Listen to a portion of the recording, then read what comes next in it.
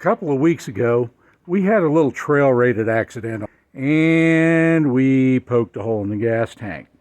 So, today, we're going to find out exactly what it takes to change a gas tank in a TJ.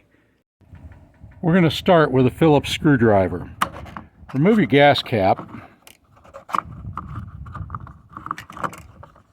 The little retainer for the don't lose your gas cap thing broke off. And we're going to remove these 4 screws that hold the filler nozzle in.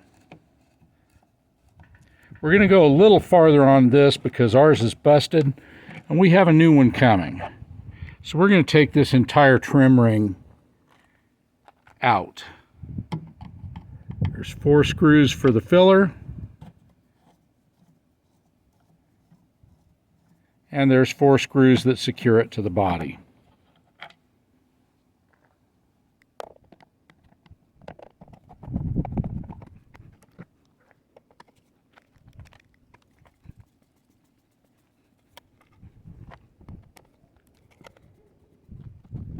A couple things you're going to want to look for when you take your trim piece out, and when you take your gas cap off and take those screws loose that hold your fuel filler in.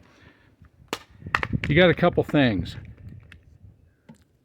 You've got, I don't know if you can see here, you've got a bonding strap right here.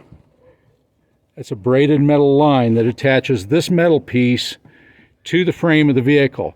That's very important because if you've got fluid running through here, gasoline, and that's not bonded, you can create a spark that will light your Jeep on fire. Not a good look.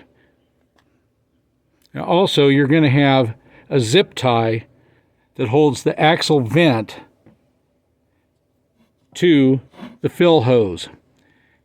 However, we already have had our vent tube out, so ours is no longer zip tied there.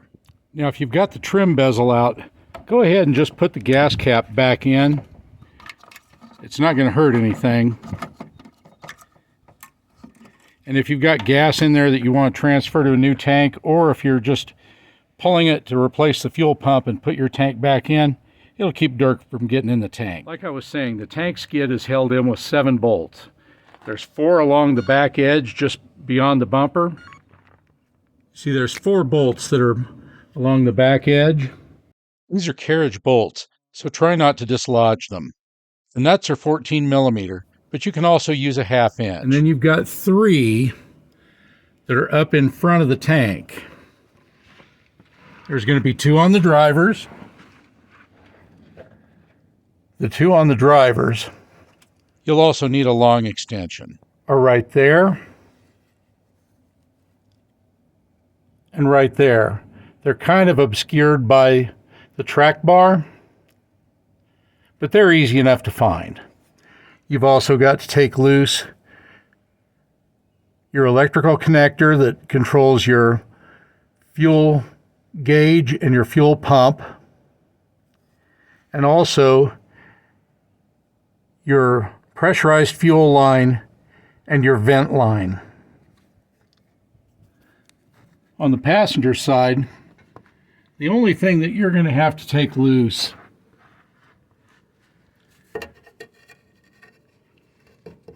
is this one bolt right here. That's your last one that holds in the gas tank skid. Make sure you got your tank supported. And go ahead and pull the bolts.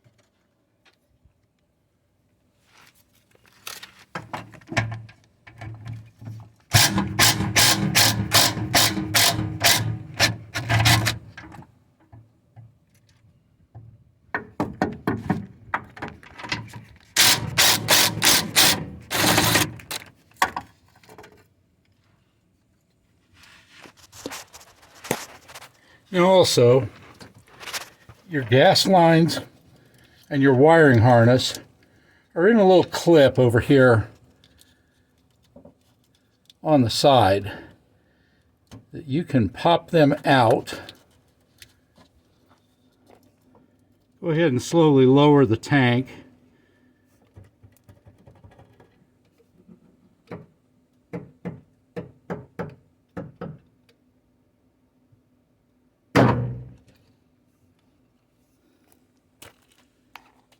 Now it's going to have to shift to the passenger side just a little bit before it comes out. Moving the gas tank to the side also allows better access to get to the fuel line and the fuel line return, the vapor return, in order to let them loose.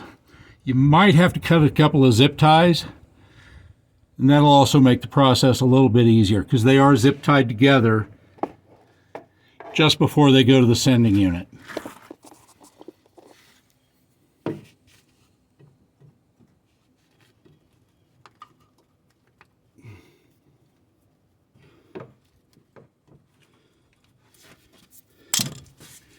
Okay, this is your vent line. This is your fuel line. Your fuel line has two little white tabs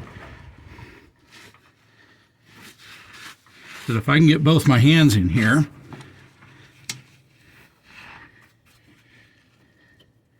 you can just squeeze those together.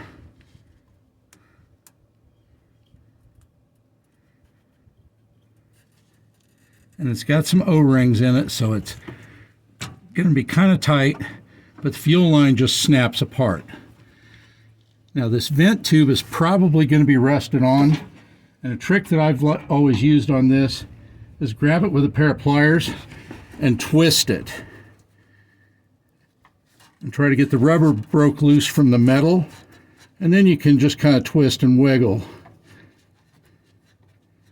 and walk it off. Like so. And then here comes the damaged fuel tank.